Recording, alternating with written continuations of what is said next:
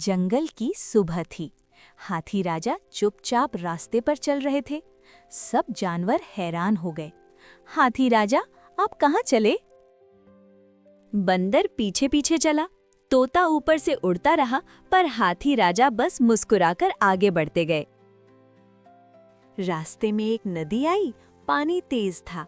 हाथी राजा रुक गए, पर दोस्तों ने हिम्मत नहीं हारी। बंदर ने बेल लाई, तोता ने रास्ता दिखाया। सब ने मिलकर हाथी राजा को पार कराया।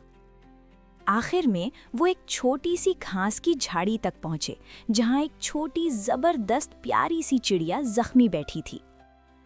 हाथी राजा ने अपना सारा खाना उसके सामने रख दिया और बोला, मैं उसकी मदद करने जा रहा था। बच्चों, सीख ये है, बड़े या छोटे सब दोस्तों को मदद की जरूरत होती है, और दोस्ती से ही जंगल सुंदर बनता है। Don't forget to like, share, and subscribe for more fun with Kindernest.